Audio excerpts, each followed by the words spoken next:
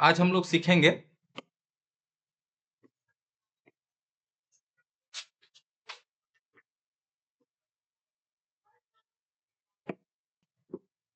Hello बच्चों, आज हम लोग सीखेंगे भाषा और व्याकरण। ठीक है, भाषा और व्याकरण किसे कहते हैं, ठीक है, और होता क्या है ये, हमारे जीवन में इसका क्या काम है, हमारे एजुकेशन में इसका क्या काम है, हम लोग इसको क्यों पढ़ें, क्या जरूरत है इसकी, आखिर क्या काम आने वाला है, कहाँ पर काम आने वाला है, इन सब चीजों को आज हम पढ़ेंगे। और मेरे मन में जब ये सवाल आएगा, जब हम किसी चीज को, नई चीज को देखते हैं, तो वो चीज हमारे मन में सवाल आता रहता है, इसका क्या काम है, क्यों ले, हम क्यों पढ़ें। तो आज हम समझेंगे कि इसकी हमारे जीवन में क्या है। बहुत बड़ी भूमिका हमारे भाषा की होती है। जब हम जन्म लेते हैं तो उसके बाद फौरन हम लोगों को सबसे पहले भाषा की ही जरूरत पड़ती है। ठीक है, अब देखिए, जब हम जन्म लेते हैं उसके बाद हम लोगों को क्या होता है कि हमारे मन के अंदर जब हम सोचने और समझने लायक हो जाते हैं, जब तक सोचने समझने लायक नहीं है तब तक हमको तो कोई फर्क पड़ता नहीं है। लेकिन हम लोग चाहे जन्म लेते ही हम लोग एक ना भाषा का इस्तेमाल करना शुरू कर देते हैं, जिसमें भाषा 3 तरीके की होती है, वो हम नीचे में पढ़ेंगे हम लोग। ठीक है, जिसमें से 2 तो मिनिमम होती है। एक हमारी होती है इशारे की भाषा, जो छोटे बच्चे, जो जन्म लेने के बाद के बच्चे होते हैं। यहाँ पर हम सीखेंगे भाषा, भाषा और व्याकरण। भाषा को ही हम इंग्लिश में लैंग्वेज कहते हैं और व्याकरण को ही हम लोग इंग्लिश में ग्रामर कहते हैं। ठीक है, तो और ग्रामर को ही हम लोग हिंदी में व्याकरण और लैंग्वेज को हिंदी में भाषा कहते हैं। तो यहाँ पर आपने 2 इंग्लिश का वर्ड भी सीख लिया, 2 मीनिंग भी आपको याद हो गई कि लैंग्वेज का मतलब भाषा होता है और भाषा का मतलब लैंग्वेज होता है, और व्याकरण का मतलब ग्रामर होता है और ग्रामर का मतलब व्याकरण होता है। या पहले पढ़े भी होंगे और नहीं पढ़े होंगे, या नहीं समझ में आया होगा, पढ़े होंगे नहीं समझ में आया होगा, तो आज आपको ये समझ में आ जाएगा।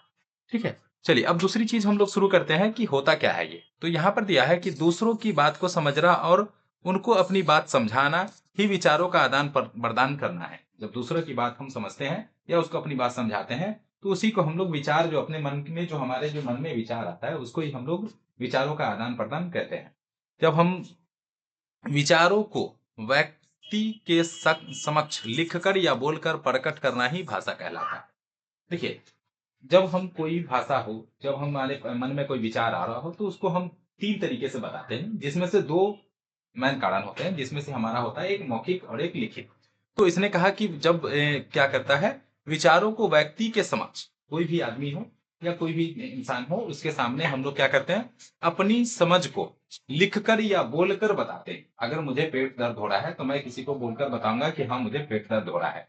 ठीक है, या मैं अगर नहीं बोल पा रहा हूं तो मैं लिख कर बताऊंगा मुझे पेट दर्द हो रहा है। अगर इससे भी नहीं समझ में आएगा तो एक तीसरी भाषा हम लोग यूज करते हैं, जिसको हम लोग कहते हैं संकेतिक भाषा, जिसको हम संकेत के द्वारा बताते हैं, इशारा के द्वारा बताते हैं। ठीक है, भाषा व्याकरण का वह रूप होता है, जो भाषा होता है वो व्याकरण का वह रूप होता है जो व्याकरण में निष्पक्ष रूप से स्पष्ट होता है। क्या होता है ये, कि जो व्याकरण में निष्पक्ष रूप से स्पष्ट होता है। प्रत्येक भाषा की एक वर्णमाला होती है, जो भी भाषा आप पढ़ते हैं उसकी एक वर्णमाला होती है। जैसे कि आप इंग्लिश पढ़ेंगे तो इंग्लिश में एक अल्फाबेट होता है, जो हम लोग पढ़े होंगे, ABCD पढ़े होंगे। ये हमारा क्या है कि एक वर्णमाला होती है। उर्दू अगर हम पढ़े होंगे तो अलिफ, ठीक है, बा और ता। अगर हम हिंदी पढ़े होंगे तो वहां पर क, अ, आ, इस तरीके का अलग अलग एक आपने वर्णमाला पढ़ी होगी। ठीक है, तो यहाँ पर हम लोग देखेंगे कि रूप में स्पष्ट होता है। प्रत्येक भाषा की एक वर्णमाला होती है। भाषा के अनेक वर्ण होते हैं, जो अलग अलग भाषाएं होती है उसके अलग अलग वर्ण होते हैं। ठीक है, और हर भाषा में भी अनेक वर्ण होते हैं। जैसे कि हम लोग हिंदी पढ़ लेते, हिंदी में क्या है कि हम लोग मिनिमम 12 जो है वर्ण पढ़ते हैं। इंग्लिश में आ जाए तो 26 लेटर पढ़ते हैं हम लोग। ठीक है, उसी तरीके से उर्दू में भी आ जाते हैं, तो वहां पर भी हम लोग बहुत सारे वर्णों को पढ़ते हैं या वर्ण को हम लोग पढ़ते हैं। ठीक है, जिनका एक कर्म होता है, जिनका क्या होता है, एक कर्म होता है, यानी एक माला होती है। जैसे मान लीजिए कि मेरा एक कोई फूल है और ये रस्सी है, इसमें जब हम एक माला को, फूल को गूंथ देते हैं तो मेरी एक माला बनती है। ठीक है, इसी को हम लोग कर्म कहते हैं, जब एक कर्म होता है।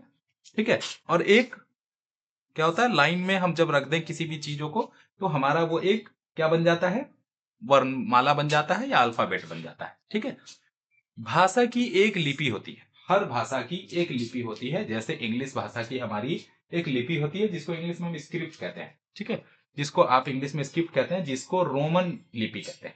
हिंदी में हम लोग जब पढ़ते हैं तो हिंदी में हम लोग जो ये क ख ग घ लिखते हैं, इसको हम लोग देवनागरी लिपि कहते हैं। जो हमने ये इंग्लिश में ABCD लिखा है, इसको हमने रोमन लिपि कहा। और जो हम लोग अलिफ बा ता सा लिखते हैं इसको हम अरबी या फारसी लिपि कहते हैं। ठीक है, हमारी राज्य भाषा हिंदी है। हमारी जो राज्य भाषा है, हम लोग हिंदुस्तान में, जब इंडिया में हम लोग की जो भाषा है ये क्या है, हिंदी है। तो यहाँ पर हम लोग जो हमारा भारत है, यहाँ पर हम लोग कौन सी भाषा का यूज करते हैं, हिंदी भाषा का यूज करते हैं सबसे ज्यादा, जो हमारी राजभाषा है। तो राजभाषा में हम लोग जो लिपि आती है वो हमारी आती है देवनागरी लिपि। ठीक है, यहाँ पर हमारा जो आता है वो देवनागरी लिपि आती है। भाषा का ज्ञान, भाषा जो होता है उसका जो ज्ञान होता है, ज्ञान मतलब जानकारी, जब किसी चीज की हमको जानकारी हो जाती है उसी को हम ज्ञान कहते हैं। तो व्यक्तित्व के विकास, जो व्यक्ति है, जो हम आप जो इंसान है, इसके विकास में जो हमारी बढ़ोतरी होती है, जो हम किसी चीज में आगे की तरफ बढ़ते हैं, जब हम बोलने सोचने समझने की तरफ बढ़ते हैं, उसी को हम विकास कहते हैं। तो सामाजिक संबंधों, समाज का मतलब जो हमारे आसपास के लोग होते हैं उनको ही हम लोग समाज कहते हैं।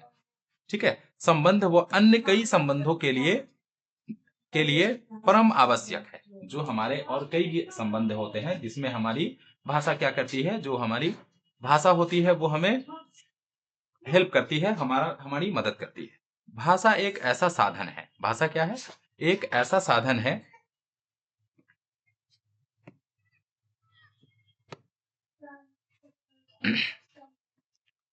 भाषा एक ऐसा साधन है जिसके द्वारा हम अपने विचारों को व्यक्ति के समक्ष किसी भी रूप में प्रकट कर सकते हैं। भाषा एक ऐसा साधन है हम लोगों के लिए जिससे हम क्या करते हैं, जिसके द्वारा हम अपने विचार, जो हमारे मन में जो विचार आते हैं, इसको व्यक्ति के समक्ष, यानी व्यक्ति के पास, किसी भी आदमी के पास हम लोग क्या करते हैं, किसी भी रूप में प्रकट कर सकते हैं। बैठ अच्छे से हंसकर, बोलकर, गाकर, जैसे भी करते हैं, वो भाव जैसा आप यूज कर ले वैसे हम करते हैं। जैसे भाषा द्वारा ही दूसरों के विचार को समझे जाते हैं। जब हम भाषा का इस्तेमाल करते हैं तो ही हमारे मन में जो बात आ रही है वो हम समझा पाते हैं। मान लीजिए किसी बच्चे को, अगर कोई छोटा बच्चा है तो उसको अगर भूख लगी है तो वो अपने भाषा का एक इस्तेमाल करेगा और खाना मांगेगा। जब हम डॉक्टर के पास जाते हैं फिर हम उसको बताते हैं कि हाँ हमारे सर में दर्द हो रहा है, मुझे बुखार लग रहा है। तो इस तरीके से हम लोग एक भाषा, अपने जो मेरे मन में जो विचार आ रही थी, जो बात आ रहा था, उसको हम अपनी बताते हैं, उसी को हम भाषा कहते हैं। अब हम लोग देखते हैं कि यहाँ पर हमारे हिंदुस्तान में 22 भाषाओं का इस्तेमाल होता है, जिसमें हमारी हिंदी, संस्कृत, सिंधी, पंजाबी, बांग्ला, मणिपुर, मराठी, मलयालम, तमिल, तेलुगु, नेपाली, कन्नड़, ठीक है, कश्मीरी, कोनकी, गुजराती, असमिया, उड़िया, उर्दू आदि हमारे देश के कुछ प्रमुख भाषाएं हैं। ठीक है, ये लगभग कुछ ही है, इसमें से टोटल हमारे हिंदुस्तान में, हमारे देश में जो बोली जाती है, कुल 22 भाषाएं लगभग बोली जाती है। ठीक है, और इसमें से ये कुछ भाषाएं हैं जो यहाँ पर आपको दिखाया गया है। भाषा को हम किसी व्यक्ति के समक्ष बोलकर अथवा लिखकर प्रकट करते हैं। जो भाषा हमारी होती है उसको या तो हम मुंह से बोल करके प्रकट करते हैं या फिर हम कहीं ना कहीं पर लिख करके प्रकट करते हैं। जैसे आप यहाँ देख रहे होंगे, यहाँ पर लिखा हुआ है, तो ये लिखा हुआ भी एक भाषा है, ये कुछ न कुछ आपको बता रहा है, और हम बोल रहे हैं, ये मौखिक मेरी भाषा है, और यहाँ पर जो मैं आपको दिखा रहा हूँ ये मेरी लिखित भाषा है। ठीक है, समक्ष प्रकट करना ही भाषा। अपनी भाषा दूसरों के समक्ष प्रकट करने के लिए भाषा के रूप भेदों का ज्ञान होना आवश्यक है। अब यहाँ पर कह रहा है कि अपनी भाषा दूसरों के समक्ष प्रकट करने के लिए, जब हम अपनी भाषा या हमारे मन, हम जो बोलना चाह रहे हैं वो दूसरों के सामने रखना या उसको बताने के लिए हम लोग क्या करेंगे, भाषा के रूप यानी उसके जो भेद होते हैं उसकी जानकारी होना बहुत आवश्यक है, उसका ज्ञान होना हमारे लिए बहुत आवश्यक है। जैसे कि अब हम इसमें देख लें कि हमारी जो भाषा है इसमें टोटल 2 मुख्य रूप होते हैं। भाषा के कुल जो है मुख्य 2 रूप होते हैं। भाषा के कुल मुख्य 2 रूप होते हैं। ठीक है, एक हमारी होती है मौखिक भाषा और एक हमारी होती है लिखित भाषा। ठीक है, एक हमारी मौखिक भाषा होती है और दूसरी हमारी लिखित भाषा होती है। ठीक है, मौखिक भाषा जो हम मुंह से बोलकर बताते हैं किसी को, वो हमारी मौखिक भाषा होती है, और जो हम लिख कर बताते हैं वो हमारी लिखित भाषा होती है। इसमें इतना ही, बाकी हम लोग भाषा के बारे में फिर अगली वीडियो में देखेंगे। ठीक है।